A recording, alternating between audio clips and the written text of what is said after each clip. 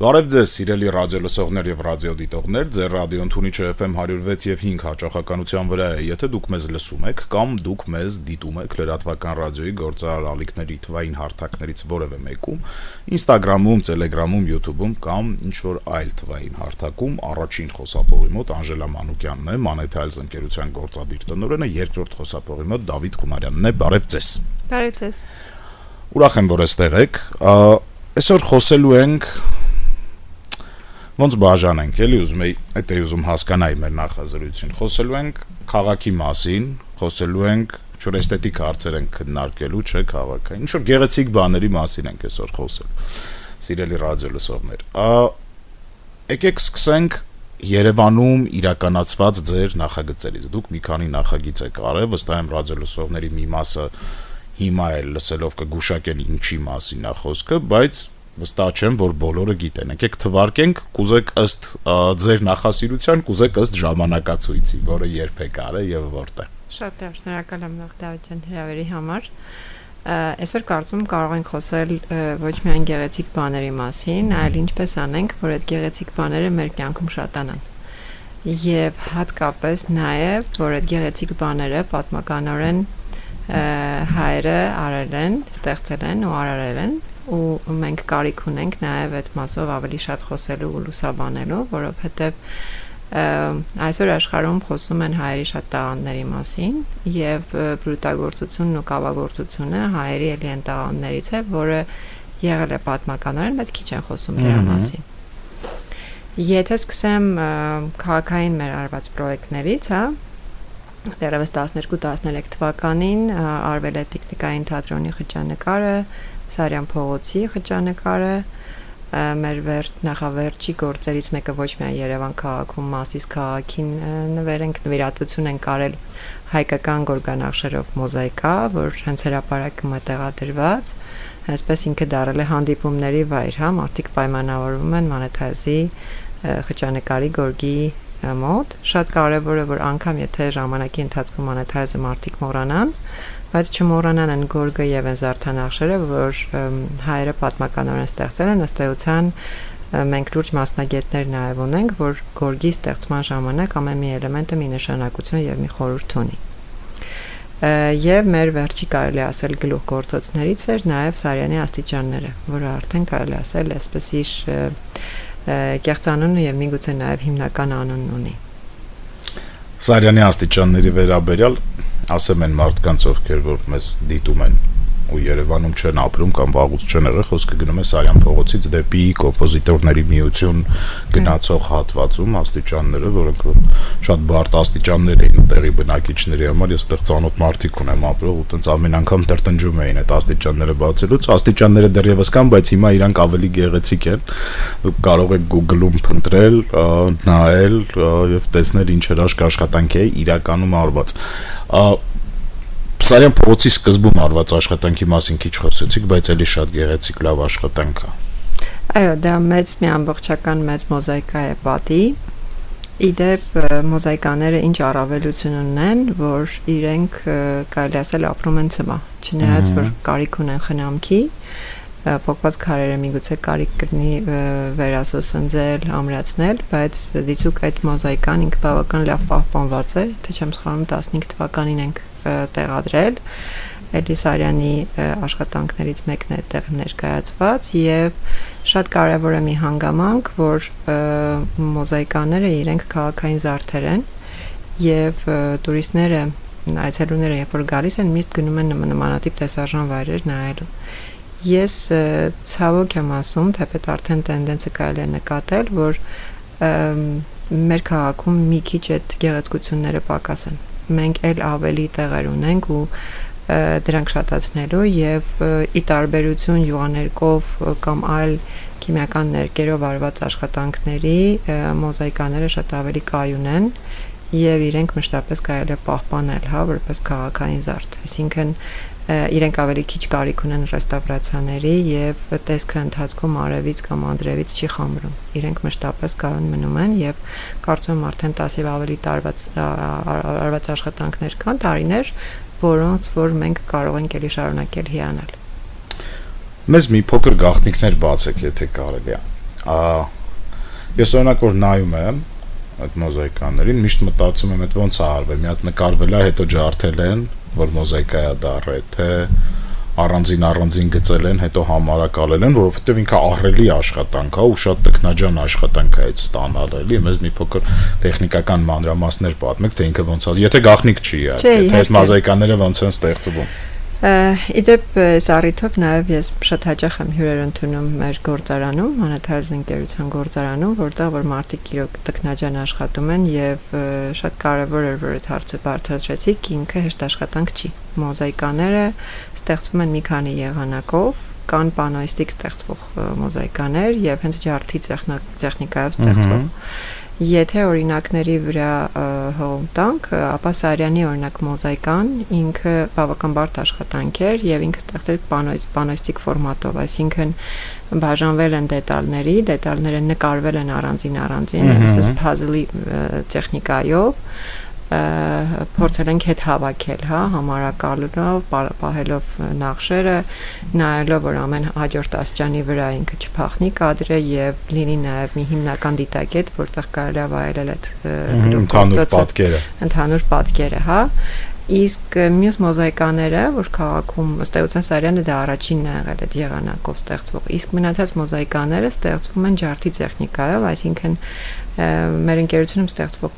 գլազուրապատ սալիկները, ինչի ընկերությունում ստեղծվող, որտեղ ամեն գլազուրապատ սալիկ իր նախշի հետ ենթադրում է երանգներ եւ երանգային անցումներ, որովհետեւ եթե դու վերցնում ես զուտ հարթ գլազուրապատ սալիկ, ինքը ունենում է պլաստիկի էֆեկտ, իսկ երբ որ մեր մոտ են ստեղծվում, այդ երանգները իրենք անցումներ են ունենում եւ ավելի բնական է ստացվում մոզաիկաները։ Ինքը ձեռքով է նկարած անժելոց։ Եվ ձեռքով ամբողջությամբ արվում են աշխատանքները ձեռքով, բացառապես ձեռագործ են մոզաիկաները եւ նաեւ պանոն դետալները նկարվում են ձեռքով եւ հետո համադրվում իրար հետ։ Քանի մարդ է աշխատում այդ նախագծում։ Քանի տեսակի մասնագետ լավ մարդկանց քանակը բան չանենք։ Տեսեք, սկսվում են սալիկի նախապատրաստման process-ից, այսինքն սկսեմ կավի հունցելուց, կավի նախապատրաստում, կավի հունցում, կաղապարների ստացում, առաջի թրծում, հետո ջներակապատում կամ նկարում, երկրորդ թրծում եւ տեղադրում, այսպես կարճ։ Այդպես բավական, բայց ժամանակով է բավականին երկար process։ Բավական երկար process է։ Մենք Սարյանի աշճանները պատրաստեցինք մոտ 2-ից 3 ամսում եւ մեր ամբողջ թիմը դրա վրա էր աշխատում։ Չխանգարեց տնտեսական գործունեությունը, բիզնես գործունեությունը։ Բնականաբար, բայց դա որոշում է։ Դեպքում չէ ձեր հիմնարկությունը ինքը առևտրային կազմակերպություն է, որը ինչ-որ ապրանք է, ինչ-որ արտադրություն է, բարեգործական կառույց չի։ Լրիվ ճիշտ եք, դիցուկ, այո, մենք առևտրային ընկերություն ենք եւ ունենք մեր տաղավարները մոլերում, որտեղ ներկայացնում ենք մեր արտադրանքը, հուշանվերների եւ կորպորատիվ նվերների տեսքով, բայց մեր ընկերության անձնակազմը որոշում ուներ այսպես իր սոցիալական պատասխանատվության կտորով, էլի մի լավ բան անել քաղաքի համար։ Ըստ էության մենք կարծես թե մեր նպատակին հասանք այն իմաստով, որ այսօր շատ հիմա տուրիստներ, հայտնի մարդիկ այնտեղ նկարվում են, ճիշտ է շատերը չգիտեն, որ ցավոք դրանք ջներակապատված են եւ միգուցե նաեւ մեր ընկերության կողմից չեն պատրաստված, բայց արդեն երկրորդային է, կարևորը որ այդ քաղաքային զարդը ինքը կայացել է եւ այսօր շատ լուրջ մասնագետներ իրեն գնահատում են որպես լավագույն կատարված աշխատանք եւ դիզայնի առումով եւ նաեւ իհարկե մեծանուն հեղինակին թողած ժառանգությունը նորից վերարտադրվելու իմաստով, որովհետեւ դուք գիտեք, որ արվեստը ապրում է ինչքան իրան ապրեցնում են, այն սերունդները եւ ժառանգները, որոնք որ կան դիցուկ, մենք որպես ժառանգներ մեր արվեստի եւ մշակույթի պարտավորվածություն ենք զգում վերարտադրելով թեմաները վերարտադրելով աշխատանքները մարդկանց էլ ավելի շատ պատմենք այն ժառանգության մասին եւ այն տաղանդի մասին, որ հայերը ունեն։ Սա նաեւ ամեն դեպքում լավ օրինակ է պետություն, համայնք, բիզնես համագործակցության։ Շատ լավ օրինակ է, այո, բայց այստեղ նաեւ անելիքներ կան, որովհետեւ մենք բոլորս հասկանում ենք, որ հատկապես ոչ մեծ ընկերությունները, փոքրիկ ընկերությունները իրենք շարունակաբար չեն կարող նմանատիպ ծրագրեր անել։ Կարող են իրագործել, բայց չեն կարող սեփական ռեսուրսով դա իրականացնել, Այստեղ կարևոր են եւ ներդրողների մասը, ապագայում եւ պետության մասը, պետությունը ինքը որպես պատվիրատու որոշում կայացնի, որ այո, Երևան քաղաքը կամ ոչ միայն Երևան քաղաքը, Հայաստանի քաղաքները պետք է զարդարվեն այն տեխնիկայով եւ հմտություններով, որոնք պատմականորեն հայերը ունեցել են։ Մենք օրինակ նույն Գառնիում ունենք դեռևս հեթանոսության ժամանակաշրջանի ժառանգություն ստացած մոզաիկան, բաղնիքների հատակը, այո, լրիվ ճիշտ եք, ընդ որում մոզաիկաները նաեւ իրենց մեջ ոչ միայն քարային կտորներ են պարունակում, այլև հենց թրծված ջնարակված դետալներ, ինչը խոսում են մասին, որ հայերը դեռևս հնագույն ժամանակներից զբաղվել են դրանով։ Բայց այսօր ցավոք եվրոպական երկրներ կան, որոնք իրենց այսպես կայուն մարքեթինգի եւ կայուն պատմական աշխատանքների շնորհիվ առաջի տեղերում են, հա, դիցուկ Իտալիան, Պորտուգալիան, Իսպանիան, որտեղ որ շատ բարձր է խոսվում կերամիկայի մասին որպես առաջնային երկրներ։ Մենք այդ մասով մի քիչ անգործնեություն եւ կարելի ասել թերացումներ ունենք եւ իմ մեծագույն նպատակն է վերհանել այդ ինֆորմացիան եւ բացել աշխարհին, որ հայերը առաջին մարդկանցից են եղել դիցուկ նույն կավե կոշիկը, որ ստեղծվել է, հա, 5000 տարվա արդեն պատմությամբ, այդ խոսում են մասին, որ հայերը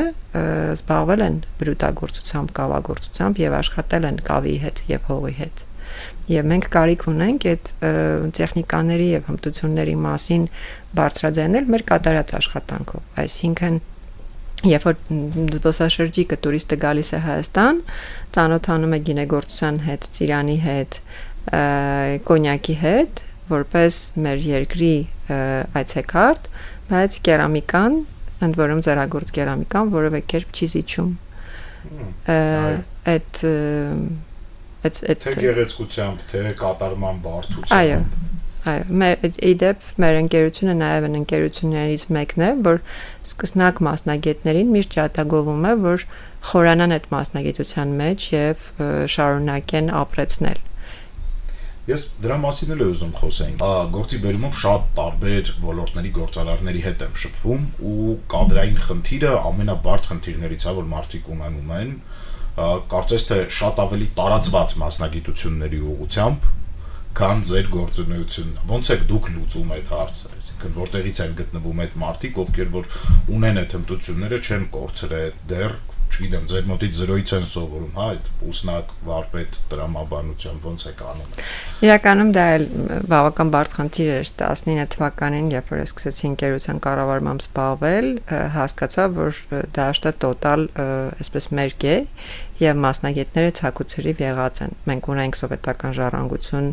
ֆայանսի գործարան, արտաշատի կերամիկայի գործարան եւ այլն, բայց այդ մասնագետները կամ արդեն իրենց մահկանացուն կնքել էին, կամ ծերացել էին եւ կամ չեն էլ ուզում զբաղվել, հա։ Ժամանակի ընթացքում իրականում մեր ընկերության զարգացմանը զուգահեռ շատ մարդիկ տեսան, նկատեցին եւ հասկացան, որ միգուցե կարելի է զբաղվել։ Ցավոք այս ոլորտում եկամուտները շատ բարձր չեն, այսինքն երիտասարդ կադրերը միշտ ձգտում են ավելի բարձր եկամուտներ ունեցող ոլորտներ եւ չեն ուզում զբաղվել։ Բայց կան սիրահարներ, իրենց գործի սիրահարներ, ովքեր որ գալիս են այդ ոլորտ, որոշում են կայացնում ուսանել, հմտանալ, խորանալ, կան արդեն նաև մարդիկ, որոնք փորձում են իրենց սեփական փոքր այսպես արհեստանոցներ ունենալ եւ սպասարկել, հա, մարդկանց։ Հուսանք որ կհաջողեն իրանք, որտեղ իրականում շատ գեղեցիկ գործ է, լավ գործ է, ափսոս կլինի, որ մենք գործնենք այդ իրականում Եվրոպայի մասին երբ խոսեցիք, շատ հաճախ Հունաստանում էլ, Իտալիայում էլ հանդիպում ես այդ։ Այսինքն ինքը շատ կենցաղի մեջ մտած է, այնտեղ մեր մոտ կարծես թե այդքան էլ կենցաղի մեջ մտած չի։ Կենցաղի մեջ մտած չէր, բայց վերջի տարիներին կարծես թե մեր մոտ ստացվեց, այսպես ես մի բառով եմ ասում, մանեթայզի մոտ ստացվեց կերամիկայի օգտագործումը մշակույթ դարձնել։ Հանուն արդարության պիտի ասեմ, որ կերամիկան ինքը այսպես նուրբ ուղղություններից այն իմաստով, որովհետև կա կերամիկա, ֆայանս եւ ֆարֆոր, 3 մակարդակ կա, հա, կավը որպես առաջնային, դրանք իրենց տարբերվում են իրենց թրծման ջերմաստիճաններով եւ հատկապես նաեւ կարծրությամբ, այսինքն մարդիկ ձգտում են առօրյա սպասքի մեջ ունենալ ավելի բարձր կարծրությամբ նույն ֆարֆորը եւ ֆայանսը սպասք, որ ուշ վնասվի եւ երկար աշխատի, բայց կերամիկան իր մեջ ավելի ազնվագույն տար է պարունակում, որովհետև ինքը ավելի մաքուր կավն է, ավելի մաքուր հողն է, քիչ են խառնուրդները իր մեջ, հիմնականում ինքը ավելի այսպես մեր ազգի նման զուտ զտարյուն է, եւ ես այդ հաճախ այդ համատությունը անում եմ, երբ որ մենք փորձում ենք կավերը ավելի պլաստիկ դարձնել, խառնում ենք ռուսական եւ այլ երկրների սպիտակ կավեր, ասում եմ այդ կավերը նման են իրենց երկրի բնավորության, ավելի ճկուն են պլաստիկ են այն երկրների կավերը, որոնց հենց ազգություններն են այդպես ավելի ճկուն ու պլաստիկ։ Մենք այսպես ավելի ուղիղ ենք, ուղղամիտ ենք, մեր կավն էլ մեր նման է։ Հիմնական հումքը տեղական է։ Հիմնական հումքը տեղական է, այո։ Կան աշխատանքներ, որոնց կատարման համար երբեմն խառնուրդներ ունենում ենք այլ երկրի կավերից, ավելի նույն պլաստիկության համար, բայց հիմնական հումքը տեղական է, հատկապես նրա համար, որ մենք արտադրում ենք տերակոտա սալիկներ, իդեպ սրա մասին էլ եթե թույլ տաք մի բառով ասեմ, տերակոտա սալիկները համարվում են աշխարհում էկոլոգիապես ամենամաքուր սալիկները, որովհետև ինչպես մեր նախնիները, հա, հատակները այսպես ծածկել են հողեսալերով եւ իրենք շատ բարձր ջերմափոխանակիչ հատկություն ունեն, ամռանը իրենք շատ հով են պահում ձմռանը տաք, կարելի է բոկոտ ընկայել սալիկների վրա առանց մրսելու ռիսկի եւ իրենք բարձր ծակոտկենություն ունեն եւ շնչում են, այսինքն տան էլեմենտները մենք հիմա բոլորս ձգտում ենք ավելի էկոլոգիապես մաքուր դետալների իրերի, ոչ թե նրա համար, որ անունը հնչեղ լինի եւ մենք այսպես հոգեբանորեն բավարարված լինենք, այլ իսկապես դրանք համարվում են ճիշտ սալիկներ եւ ես նաեւ այն մարդիկ, ովքեր իրենց առողջության, իրենց երեխաների առողջության մասին մտածում են, միշտ խորհուրդ եմ տալիս այդ սալիկներից ունենալ, որովհետեւ իրենց մեջ չկան սոսնձային նյութեր, քիմիական այլ հավելումներ, դրանք բացառապես կավ են։ Մի քիչ պահանջում են տնային տնտեսուհիներից խնամք, որպես ավելի այսպես բնական եւ մզգայուն նյութ։ Այդքան է եւ վայելել առողջ հատակ։ Գնով շատ ավելի թանկ են, քան պարեստական ծածկերը։ Միշտ ձեռագործը, հա, միշտ ձեռագործը ունի տարբերություն, բայց քանի որ դա անում ես գոնե տան ինտերիերի համար, օրինակ ամեն 15-20 տարին մեկ, միգուցե արդարացված լինի։ Կարելի, չնայած մանեթազի սալիկները իրենք ապրում են շատ երկար եւ քանի որ հետո դառնում են ավելի օթենտիկ, մարդիկ դժվարությամբ են իրենց փոխում։ Նման ապրանքները ժամանակի հետ ավելի գեղեցիկ են դառնում, այսինքն իրանք նույնիսկ մի փոքր մաշվելուց ավելի գեղեցկանում են։ Տեսք են ստանում, հա, որ ավելի հետաքրքիր են դառնում։ Մեր ժամանակը ավարտին է մոտենում, բայց կուզեի մի հարց էլ քննարկենք։ Մենք այս ընթացքում խոսեցինք որ առանձնահատուկ ապրանքների եւ նախագծերի մասին։ Ուզում եի հասկանալ ավելի པարզ, ավելի կենցաղային ինչ տեսականի կա։ Ավելի փոքր թեկուզ, չունեմ, բաժակ, ափսե։ Այո, տեսականին շատ բազմազան է, ընդ որում տեսականուց ամեն օր կարելի ասել, ընկերությունում ստեղծում են գաղափարներ, ինչ նոր բաներ տալ։ Սկսած բաժակներից, ափսեներից, մոմակալներից, հուշանվերներից, արձանիկներից, մինչև փայտ կերամիկա համադրություն, շատ մեծ տեսականի ունենք, տեսականուն կարելի է ծանոթանալ եւ մեր կայքում եւ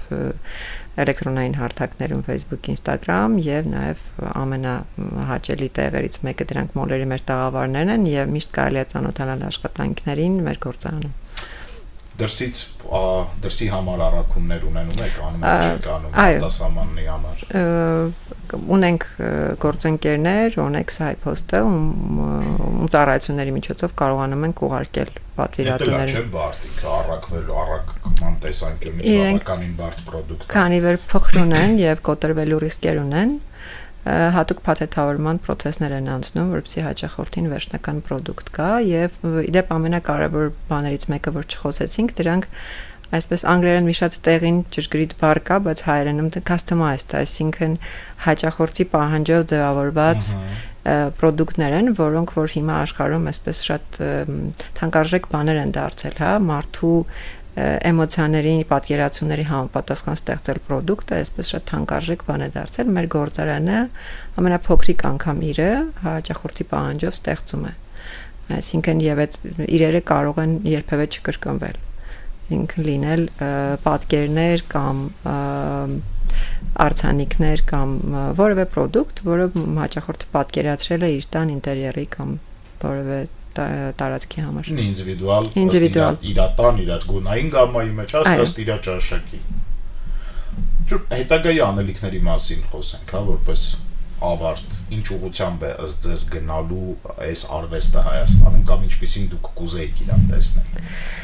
Իրականում ինքը բավական բարդ ոլորտ է, որովհետև այո, այսօր կան շատ նաև գնալով շատանում են փոքրիկ արվեստանոցներ, որոնք փորձում են այսպես ջրի երեսին մնալ, բայց շատ կարիք կա, որ ի վերջո միասնականացնել այդ մարդկանց, ունենալ որևէ մի միություն եւ փորձել Հայաստանի դեմքը ներկայացնել նաև միջազգային ատյաններում էքսպոների տեսքով, ինչու՞ չէ նաև B2B համագործակցության, որովհետև ճիշտ է, մենք դժվարությամբ կարող ենք մրցել Չինաստանի եւ Թուրքիայի հետ, որովհետև իրենք արտադրում են mass market-ի, բայց մենք կարող ենք, չէ, հայերս հասկանում ենք պիտի արտահանենք այն, ինչի մեջ ուժեղ ենք, պահպանել ձեռագործը, որակը մի քիչ ավելի լավացնել եւ փորձել անպայման գտնել արտահանման շուկաներ եւ գտնել գործընկերներ, ովքեր կգնահատեն հայերի բազմադարյա փորձն ու հմտությունները։ Եվ որակը իհարկե։ Այսինքն պիտի գնանք ավելի թանկ, ավելի որակով պրոդուկտների արտահանման ուղղությամբ։ Իդեպ չբացառելով նաև հայկական զարդանախշերը, այդ մասին շատ քիչ խոսեցինք, բայց ես հիմա օրինակ նայում եմ միջազգային բրենդներ կան, որոնք վերցնում են որոշ ազգերի տարազային էլեմենտներ եւ վերարտադրում, հիմա այս պահին շատ տենդենսային են օրինակ չինական կոճակների ֆորմաները, հա։ Իմ երազանքներից մեկն է, որ հայկական զարդանախշերը հայտնվեն համաշխարհային եւ fashion ոլորտում որպես հագուստի գրողներ եւ նաեւ համաշխարհային կերամիկայի արտադրության մեջ որպես էլեմենտներ։ Մենք մեր բոլորի տներում կան գերմանական ֆարֆոր կերամիկա եւ իտալական, որտեղ որ պատկերված են հաղթանակներ իտալացի հերոսների մասին, ֆրանսիական թագավորների մասին, մենք չենք զիջում։ Մեր թագավորներն ու թագուհիները իրենց սխրագործությամբ որևէ կերպ չեն զիջում եւ ես իրոք իմ երազանքներից է, որ հայկական արվեստի էլեմենտները հայտնվեն համաշխարհային ինտերիեր եւ fashion տենդենսներում։ Հուսամ դուք կհաջողեք։ Շնորհակալ եմ։ Մեզ հատկացված ժամանակը ավարտին է մոտենում, սիրելի ռադիոլսողներ, Անժելա Մանուկյանն էր մեր տաղավարում, Monetize ընկերության գործադիր տնօրենը, մենք կհանդիպենք այսօր այսքանը։